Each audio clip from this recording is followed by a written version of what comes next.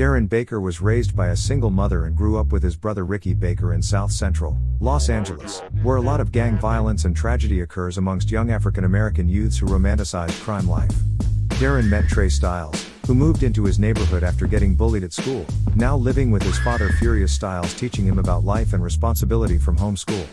Darrin, Tre, Chris, and Ricky all went to go and see a dead body until a group of gang members confronts them, asking Ricky to throw the ball to one of the guys. Ricky, heartbroken by this. Darrin asks the guy to give back Ricky's football. The man continues teasing him is kicked by Darrin before getting slapped in the face.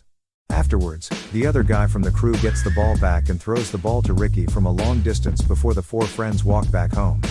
Darrin tells Ricky that he's going to the shop.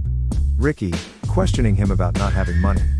Darrin still goes to the shops, which leads to Darrin and Chris getting arrested by the cops for shoplifting.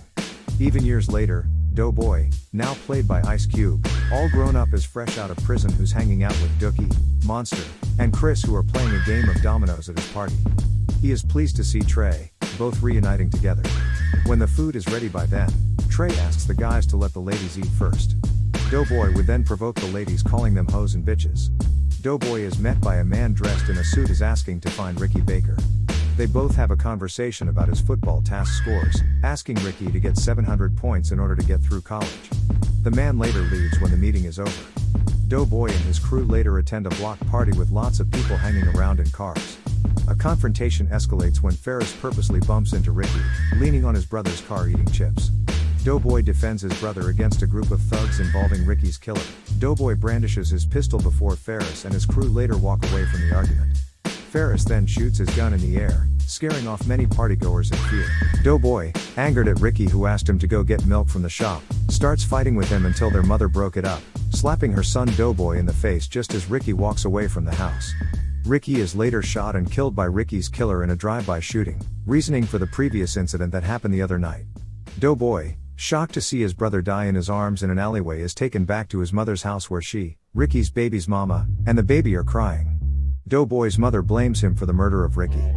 He swears to get retaliation on Ferris and his crew. Doughboy, Monster, and Dookie finally found Ferris and his crew, who are shown eating at a fast food stand. Ferris spots Doughboy's vehicle in the dark, as it drives off ready to commit a drive-by shooting. Three of them cowardly run into an empty parking lot as Monster successfully shoots them all with an AK-47. Doughboy hops out of the vehicle and runs to Ricky's killers. Doughboy kills Ricky's killer, avenging Ricky's death, and murders Ferris afterwards. In the morning after avenging Ricky's death, Doughboy has a defining conversation with Tre Styles about life and death and the people not caring what's going on in their neighborhood.